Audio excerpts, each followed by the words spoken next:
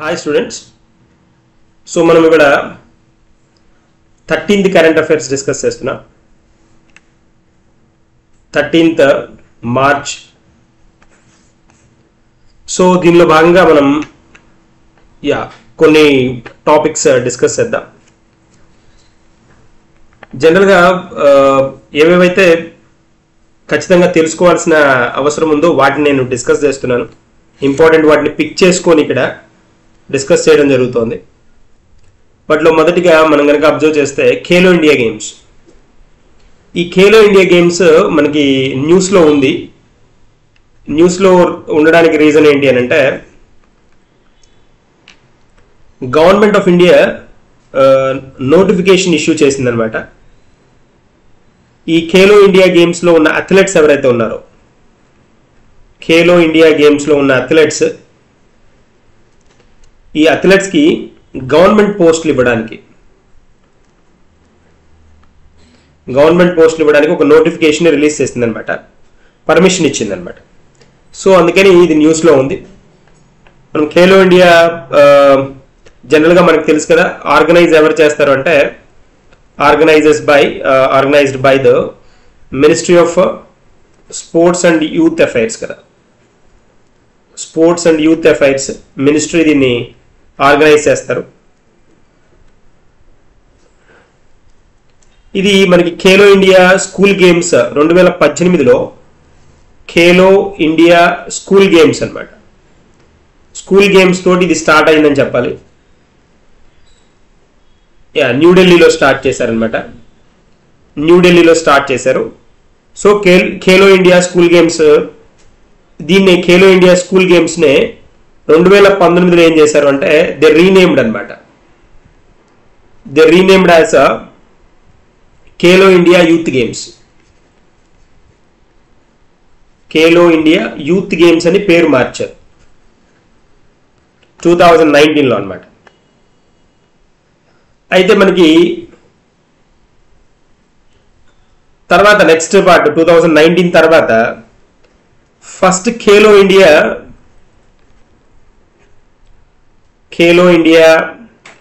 University games అనమాట. University games host చేసింది ఎప్పుడు అని అంటే హోస్టెడ్ ఇన్ 2020లో హోస్ట్ చేశారు at Kalinga institute of industrial technology Odisha అనమాట. సో ఇది పార్ట్. బట్ అయితే first edition of Khelo India winter games first edition ఎప్పుడు జరిగింది అని అంటే విచ్ వాజ్ హెల్డ్ ఇన్ 2020లో జరిగింది. ఖేలో ఇండియా వింటర్ గేమ్స్ అనమాట ఎట్ గుల్మార్గ్ జమ్మూ అండ్ కాశ్మీర్లో జరిగింది. ఇది ఫస్ట్ ఎడిషన్. మనకి అడిగేది కూడా ఇదే అడుగుతాడు. యూనివర్సిటీ గేమ్స్ ఎక్కడ జరిగాయి అని అంటే 2020లో ఒడిస్సాలో జరిగాయి. ఖేలో ఇండియా వింటర్ గేమ్స్ వచ్చేటప్పటికి మనకి గుల్మార్గ్ జమ్మూ అండ్ కాశ్మీర్లో జరిగాయి. ఖేలో ఇండియా యూత్ గేమ్స్ ఎప్పుడు స్టార్ట్ అయ్యాయి అంటే 2018లో స్టార్ట్ అయ్యాయి. ఖేలో ఇండియా యూత్ గేమ్స్ 2019లో మనకి రీనేమ్ చేశారు. అది స్టార్ట్ అయింది అని అంటే 2018 అని చెప్పాలి. దాదాపుగా 18 స్పోర్ట్స్ దీనిలో ఇంక్లూడ్ చేశారు. లైక్ అథ్లెటిక్స్ కానీ, ఆర్చరీ కానీ, badminton, basketball, boxing, football, gymnastics, hockey, judo, kabaddi, kho kho, wrestling, weight lifting, tennis, table tennis, volleyball, swimming and shooting అనమాట. ఇక్కడ కనుక మనం ఒకసారి చూస్తే ఈ పార్ట్ లిస్ట్ కనుక చూస్తే second Khelo India games Khelo India university games అనమాట. Second Khelo India university games. మనం already first Khelo India university games ఒడిస్సాలో జరిగాయని చెప్పుకున్నాం. సెకండ్ వన్ వచ్చేటప్పటికి కర్ణాటకలో జరిగాయి 2021లో. Third Khelo India youth games వచ్చేటప్పటికి పంచకుల హర్యానాలో జరిగాయి. ఫోర్త్ వచ్చేటప్పటికి ఖేలో ఇండియా యూత్ గేమ్స్ ఇవి మధ్యప్రదేశ్లో జరిగాయి 2022లో. Khelo India university games third దాని వచ్చేటప్పటికి ఉత్తరప్రదేశ్ 2022లో జరిగింది.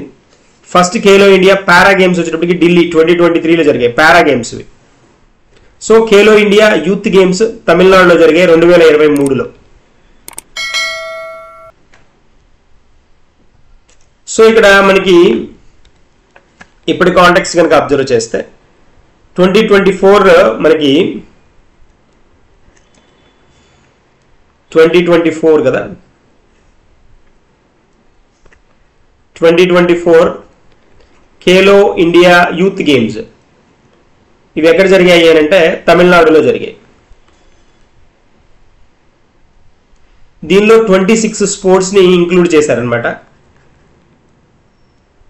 వీటిల్లో కొత్తగా యాడ్ చేసింది ఏంటి అంటే యోగాసనాస్ యాడ్ చేశారు, స్క్వాష్ యాడ్ చేశారు, సీలంబం ఇదొకటి యాడ్ చేశారు, మల్లకంబ ఇదొకటి యాడ్ చేశారు. పద్మశ్రీ కూడా వచ్చింది కదా ఈ Mallakhamba స్పెషలిస్ట్కి. కలారియ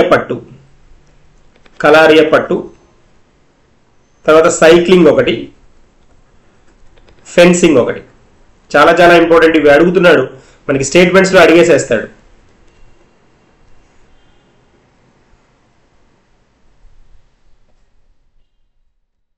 fencing, cycling, Mallakhamba, కలారియ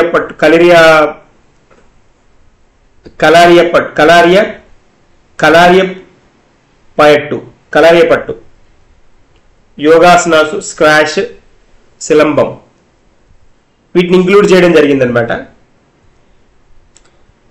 so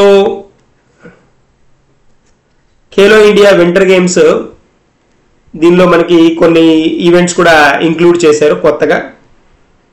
తర్వాత ఏంటి అని అంటే టాలెంటెడ్ ప్లేయర్స్ ఎవరైతే ఉంటారో కొన్ని ప్రియారిటీ స్పోర్ట్స్లో డిఫరెంట్ డిసిప్లైన్స్లో వాళ్ళని ఎంకరేజ్ చేస్తూ హై పవర్డ్ కమిటీని ఇంట్రడ్యూస్ చేశారు. వాళ్ళకి సంవత్సరానికి వచ్చేటప్పటికి ఈ పర్టికులర్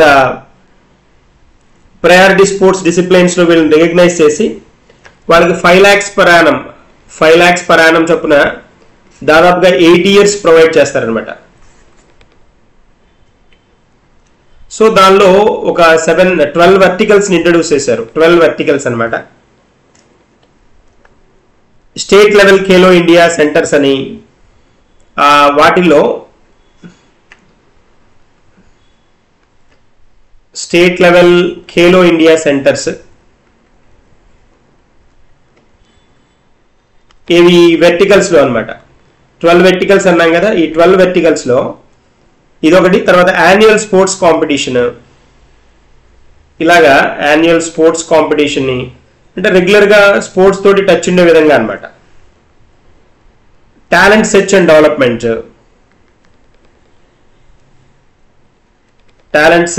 డెవలప్మెంట్, తర్వాత utilization and creation upgradation of sports, utilization, creation, upgradation of sports ఇదొకటి. తర్వాత support to the national, regional, state sports academies,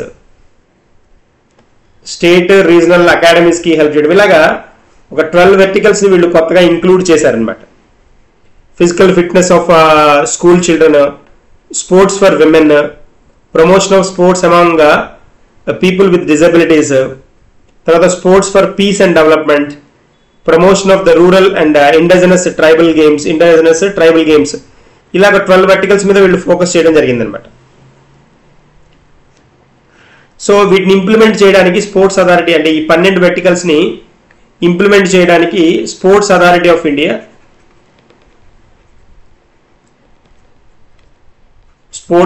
of ఇండియాతో పాటు ministry of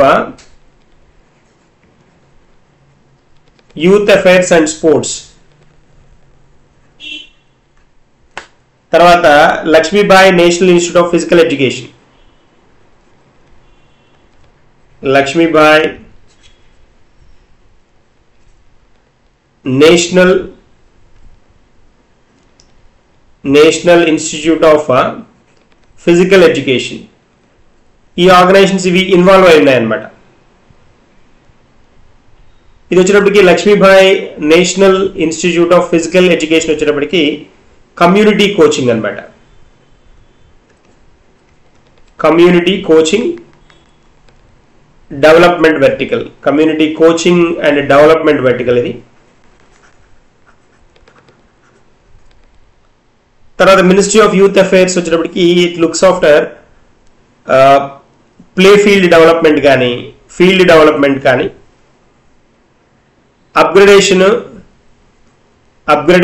utilisation of the sports, ఇవన్నీ మినిస్ట్రీ ఆఫ్ యూత్ అఫైర్స్ చూస్తుంది. తర్వాత sports infrastructure కూడా, sports infrastructure కూడా ministry of youth affairs అనమాట. తర్వాత peace and development, sports for peace and development, ఇది కూడా మినిస్ట్రీ ఆఫ్ యూత్ అఫైర్స్ చూస్తుంది. స్పోర్ట్స్ అథారిటీ ఆఫ్ ఇండియా వచ్చేటప్పటికి దీనికి రెస్పాన్సిబిలిటీస్ చాలా ఎక్కువ ఉన్నాయి. ఖేలో ఇండియా సెంటర్స్ ఒకటి, ఖేలో ఇండియా సెంటర్స్ ని ఆర్గనైజ్ చేయడం ఒకటి. తర్వాత యాన్యువల్ స్పోర్ట్స్ కాంపిటీషన్ ని టర్న్ చేయడం, అంటే ఈ 12 వెర్టికల్స్ ని ఈ మూడింటికి షేర్ చేశారనమాట. తర్వాత టాలెంట్ సెర్చ్ కూడా, నెక్స్ట్ వచ్చేటప్పటికి స్పోర్ట్స్ ఫర్ విమెన్, ఇది కూడా sports authority of India hold చేస్తుంది అనమాట. తర్వాత యాన్యువల్ స్పోర్ట్స్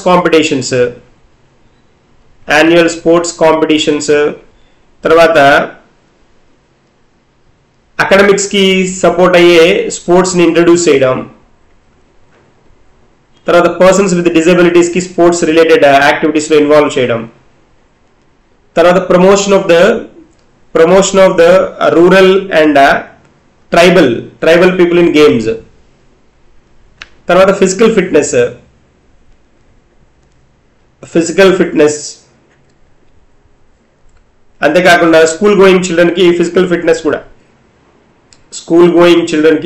ఫిజికల్ ఫిట్నెస్ గురించి అవగాహన కలిగించడం, ఇవన్నీ స్పోర్ట్స్ అథారిటీ ఆఫ్ ఇండియా చేస్తుందన్నమాట. తర్వాత appointment of sports persons in government పోస్టులు, అది కూడా మెయిన్ పాయింట్ అన్నమాట. ఈ స్పోర్ట్స్ పర్సన్స్ ఎవరైతే ఉన్నారో వీళ్ళని అపాయింట్ చేయడం అనమాట. Appointment of sports persons in government పోస్టులు అంటే sportsmen who have represented state for the country in the national or international competition or medal winners ఎవరైతే ఉన్నారో, జూనియర్ నేషనల్ ఛాంపియన్స్ కానీ, ఖేలో ఇండియా యూత్ గేమ్స్ లో కానీ, Khelo India winter games కానీ, Khelo India para games కానీ, medal winners Khelo India university games కానీ, medal winners in school games federation of India కానీ, వీళ్ళకి ఆర్డర్ ఆఫ్ ప్రిఫరెన్స్ ని బట్టి ఇండియా ఇంటర్నేషనల్ లెవెల్లో రిప్రజెంట్ చేసిన వాళ్ళకి represented and won medal up to 3rd place for the state and union territory in senior or junior level national championship ని base చేసుకుని వీళ్ళకి ఎవరైతే మెడల్స్ ఓన్ చేసుకున్నారో వాళ్ళకి గవర్నమెంట్ పోస్టులు కూడా ఇవ్వడానికి గవర్నమెంట్ ప్లాన్ చేస్తుంది అనమాట. సో ఇది మనకి burning topic Khelo India related. ఇది ఒకసారి గ్లాన్స్ చూసుకుంటే బెటర్ అనమాట. తర్వాత ఇంకొక ఇంపార్టెంట్ కాన్సెప్ట్ మనం డిస్కస్ అయిపోతుంది ఏంటి అంటే న్యూక్లియర్ వేస్ట్. ఇది ఒక బర్నింగ్ వన్. అంటే what is nuclear waste and what are the challenge of handling it. జనరల్గా ఇది ఎందుకు వచ్చింది అంటే న్యూస్లోకి, India's first indigenous fast breeder reactor వచ్చినప్పటికి మనకి 500 megawatts at కల్పకం అనమాట, తమిళనాడులో ఉంది. అది వాజ్ కంప్లీటెడ్ రీసెంట్లీ అనమాట. రీసెంట్గా 500 megawatts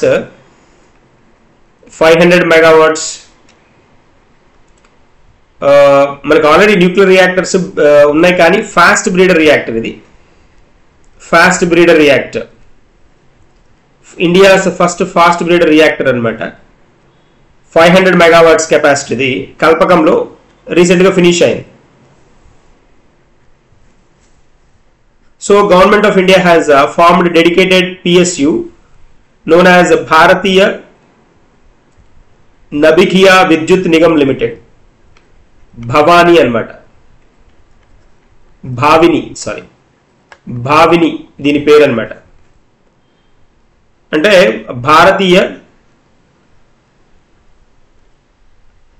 భారతీయ నభికియా విద్యుత్ నిగమ్ లిమిటెడ్. సో దీనికి ఈ పర్టికులర్ వన్ భావిని ఏదైతే ఉందో to construct and operate India's most advanced nuclear reactor fast breeder reactor అనమాట. ప్రోటోటైప్ ఫాస్ట్ బ్రీడర్ రియాక్టర్ అంటాం, పిఎఫ్బిఆర్ అంటాం.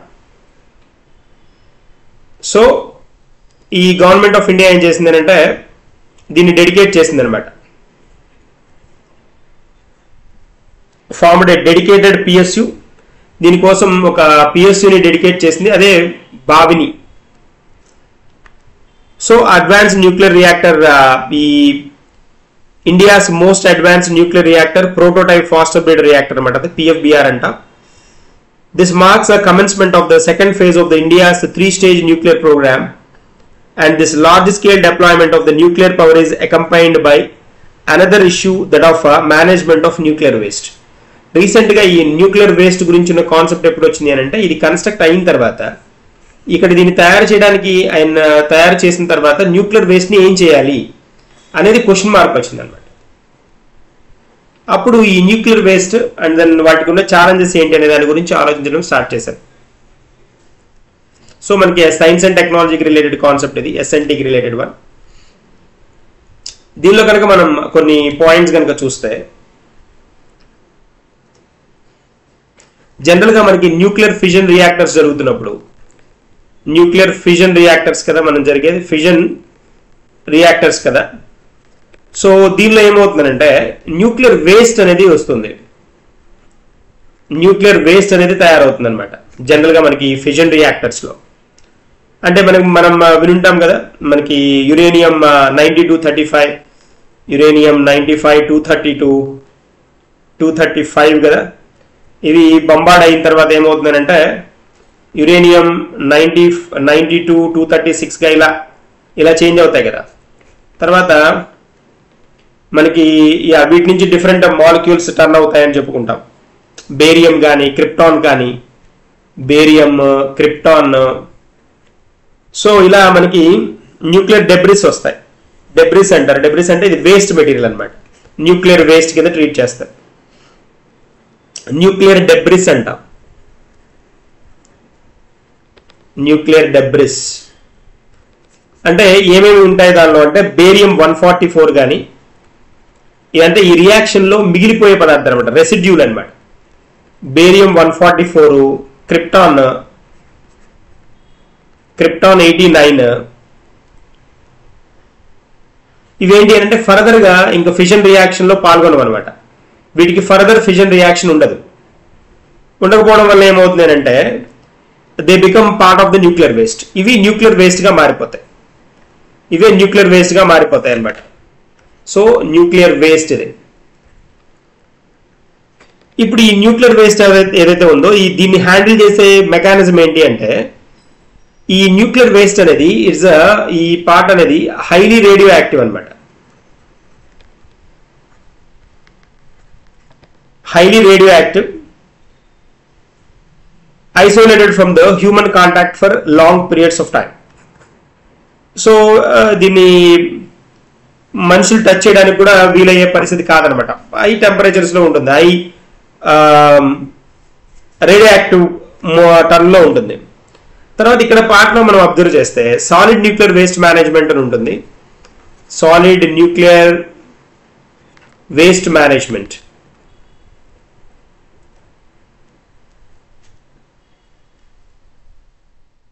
జనరల్గా సాలిడ్ వేస్ట్ మేనేజ్మెంట్ అని వింటుంటాం, సాలిడ్ న్యూక్లియర్ వేస్ట్ మేనేజ్మెంట్.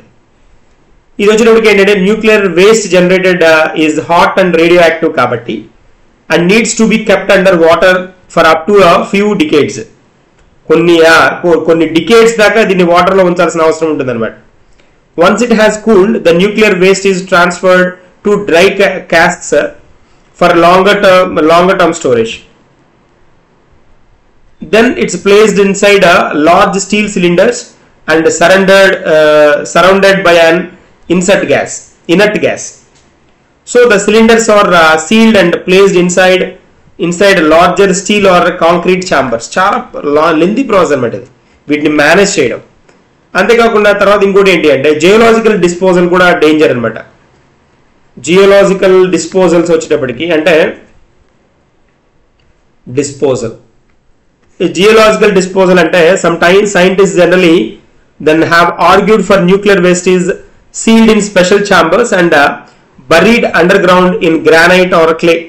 వీళ్ళు చెప్పేది కొంతమంది. కానీ this leads to long term storage away from the human activity. కానీ ఆ ప్లేస్ ఒకవేళ వీళ్ళు బర్రీ కనుక చేస్తే, దీన్ని భూమిలో పాతి పెట్టేసేస్తే కనుక ఈ వేస్ట్ ని చాలా రోజులు దీన్ని వాడకానికి ఉపయోగించడానికి ఉండదన్నమాట. ఈ ల్యాండ్ని కానీ ఇవి అంటే జియోలాజికల్ గా అక్కడ పండించడానికి పంటలకు కానీ లేకపోతే వేరే వేరే యాక్టివిటీస్ కి పనికిరాదనమాట. However, there are concerns of the nuclear waste being exposed if the containers are disturbed by activities such as digging or mining. Mining కోసం కానీ డిగ్గింగ్ కానీ ఏమైనా చేశారు అని అంటే చాలా డేంజర్ జోన్లోకి వెళ్ళే స్కోప్ ఉంటుంది. తర్వాత ఇంకోటి ఏంటి అంటే liquid waste management, liquid nuclear waste management. ఇది ఒక కాంటెక్స్ట్. ఇది హ్యాండిల్ చేయడం ఎలాగా అంటే న్యూక్లియర్ ఫిషన్ ప్లాంట్స్ ద్వారా మనకి ఏంటంటే small quantity of liquid waste వస్తుంది, nuclear waste. Short limit radionuclides ఏవైతే ఉంటాయో which may be discharged into the environment అనమాట. మనకి ఇప్పుడు జపాన్ లాంటి కంట్రీస్ కనుక చూసామనుకోండి, అవి ఏం చేస్తాయంటే ఈ ఫుకుషిమా న్యూక్లియర్ పవర్ ప్లాంట్ ఉంది, పెద్దదనమాట వాళ్ళది. దాన్ని ఏం చేస్తారంటే పసిఫిక్ ఓషన్లోకి అక్కడ వచ్చిన లిక్విడ్ వేస్ట్ ని పసిఫిక్ ఓషన్లోకి వాళ్ళు రిలీజ్ చేస్తూ ఉంటారు. అలాగే మనం కూడా ఈ లిక్విడ్ వేస్ట్ న్యూక్లియర్ వేస్ట్ ని మేనేజ్ చేయొచ్చు.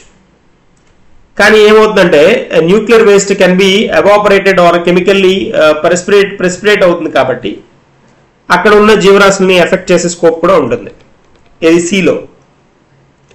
తర్వాత రీప్రాసెసింగ్ స్పెంట్ ఫ్యూయల్, ఒకవేళ దీన్ని రీప్రాసెస్ చేస్తే కనుక ఏమవుతుంది అంటే రీప్రాసెసింగ్ ఆఫ్ స్పెంట్ ఫ్యూయల్,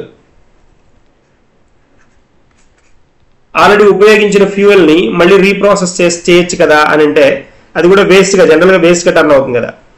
ఇదేంటి అని అంటే ఈ reprocessing of spent fuel is a technology wear in there is a separation of fizzle material from the non fizzle material అనమాట. న్యూక్లియర్ ఫ్యూయల్ నుంచి ఫిజిల్ నాన్ ఫిజిల్ మెటీరియల్ ని విడదీస్తారనమాట. Fizzle non fizzle అంట. Reprocessing ద్వారా ఏమవుతుందంటే high nuclear fuel efficiency ఏదైతే ఉంటుందో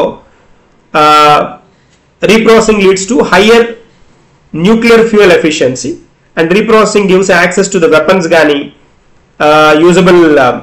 usable different weapons grade plutonium base చేసుకొని దాన్ని వెపన్స్ లాగా తయారు చేయడం మనకి ఉపయోగించుకోవచ్చు. IAEA స్పెసిఫై చేసింది ఏంటి అంటే IAEA రూల్స్ ప్రకారం ఇంటర్నేషనల్ అటామిక్ ఎనర్జీ ఏజెన్సీ ఈ స్పెసిఫై చేసిన రూల్స్ ఏంటి అంటే 8 kgs ఆఫ్ ప్లూటోనియం ఏదైతే ఉందో plutonium in which plutonium 239 accounts for more than 95% to be threshold for safeguard significance. 95% safeguards announce చేస్తోంది ఇది. అంటే ఇక్కడ plutonium 239 accounts for more than 95% to be threshold for safeguard significance. కాబట్టి వీటి మీద focus చేయాల్సిన అవసరం ఉంటుంది, లిమిట్ ఉంది ఇక్కడ IAEA కండిషన్స్ ప్రకారం. అందుకనే IAEA ఏం చేస్తుందంటే tightly regulates the setting up and operations reprocessing facilities. అందుకని ఈ రీప్రాసెసింగ్ ఫెసిలిటీస్ ని చాలా టైట్ చేస్తుంది అనమాట. రీప్రాసెసింగ్ ఫెసిలిటీస్ ని టైట్ చేస్తుంది. రీప్రాసెసింగ్ ప్రాసెస్ ఎక్స్పెన్సివ్ కూడా అనమాట and demands specialised protection and personnel. ఖచ్చితంగా దీనికి కావాల్సిన ప్రత్యేకమైన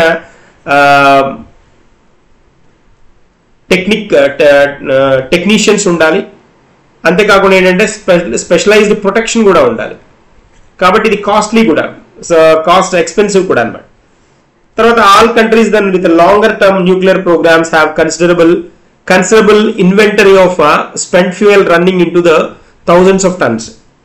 జనరల్ గా ఆల్రెడీ న్యూక్లియర్ రియాక్టర్స్ రన్ చేసేవి ఏంటంటే లాంగ్ రన్ లో రన్ చేసిన కంట్రీలు లాంగ్ టర్మ్ లో న్యూక్లియర్ ప్రోగ్రామ్స్ ని హోల్డ్ చేసేవి ఏం చేస్తాయంటే వాళ్ళకి ఇన్వెంటరీస్ మెయింటైన్ చేసుకొని స్పెంట్ ఫ్యూయల్ ని థౌజండ్స్ ఆఫ్ టన్స్ ని రన్ చేస్తూ ఉంటాయి అనమాట, ఫర్దర్ యూసేజ్ కి యూజ్ చేస్తూ ఉంటాయి. ఇండియాలో మరి వేస్ట్ ఇక్కడ హ్యాండ్లింగ్ ఎలా జరుగుతోంది అని అంటే ఈ వేస్ట్ హ్యాండ్లింగ్ ఇండియన్ కాంటెక్స్ట్కి వచ్చేటప్పటికి న్యూక్లియర్ వేస్ట్ హ్యాండ్లింగ్ ఎలా జరుగుతోంది ఇండియాలో అంటే,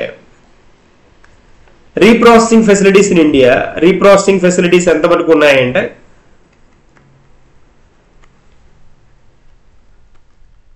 రీప్రాసెసింగ్ ఫెసిలిటీస్ కనుక చూస్తే మనకి ట్రాంబే ఉంది కదా,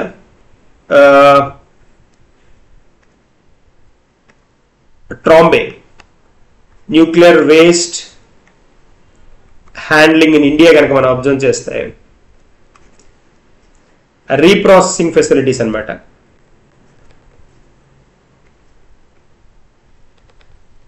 ఇండియాలో రీప్రాసెసింగ్ ఫెసిలిటీస్ కనుక మనం అబ్జర్వ్ చేస్తే ఇండియా హ్యాస్ రీప్రాసెసింగ్ ప్లాంట్స్ ఎక్కడ ఉన్నాయంటే, రీప్రాసెసింగ్ ప్లాంట్స్ మనకి ఇండియాలో మనకున్నది ఒకే ఒక చోట, ట్రాంబే బాబా అటామిక్ రీసెర్చ్ సెంటర్ ఉంది కదా, బార్క్, ట్రాంబే ఉంది. తర్వాత మనకి తారాపూర్ కూడా ఉంది, తారాపూర్ ఉంది, కల్పకం కూడా. కల్పకం అంటే లిమిటెడ్ ప్లేసెస్ లోనే ఉంది, అన్ని ప్లాంట్స్ లో లేదనమాట అది ప్రాసెసింగ్ ఫెసిలిటీ. న్యూక్లియర్ వేస్ట్ మనకి ఏదైతే జనరేట్ అవుతుందో న్యూక్లియర్ పవర్ స్టేషన్స్ లో వాటి ఆపరేషన్స్ జరిగేటప్పుడు వీటిని ఈ అంటే low and intermediate radioactivity and or mostly managed at the site itself. జనరల్గా అక్కడ సైట్లోనే ఒకవేళ లో రేడియో యాక్టివిటీ కనుక ఉన్నవైతే అక్కడే మేనేజ్ చేసేస్తారు. అక్కడే వాటిని ఏం చేస్తారు అని అంటే ఆ సైట్లోనే వాటిని మేనేజ్ చేసేస్తారు. ఇది ఈ ఫెసిలిటీ మాత్రం ఇలాగా లో రేడియో యాక్టివిటీ ఉన్న కండిషన్స్ ని బ్యాలెన్స్ చేసే ఫెసిలిటీ మనకి బ్యాలెన్సింగ్ ఫెసిలిటీ అన్ని న్యూక్లియర్ రియాక్టర్స్ లో ఉంది. కానీ రీప్రాసెసింగ్ ఫెసిలిటీ మాత్రం మనకి ఈ 3 చోట్ల ట్రాంబేలో, తారాపూర్లో, కల్పకంలో మాత్రమే ఉంది. ఇక్కడే ఉందన్నమాట. సో అది మనకి ప్రాబ్లం. మిగిలిన పార్ట్ వచ్చినప్పటికీ మనం ఇప్పుడు ఇంకా ఇనిషియల్ స్టేజ్లోనే ఉన్నాం. మనకున్న న్యూక్లియర్ రియాక్టర్స్ లిమిటెడ్ కాబట్టి ఇప్పుడు కనుక పర్ఫెక్ట్ యాక్షన్ కనుక తీసుకోకపోతే ఈ న్యూక్లియర్ వేస్ట్ కూడా ఫ్యూచర్లో ఇబ్బందికరమైన పరిస్థితి వచ్చే స్కోప్ ఉందన్నమాట. That is a context. Science and టెక్నాలజీకి బాగా ఉపయోగపడే కాన్సెప్ట్ ఇది. సో దెన్ సబ్స్క్రైబ్ చేసుకోండి, షేర్ చేయండి, లైక్ చేయండి మీకు then if you are interested. Thank you.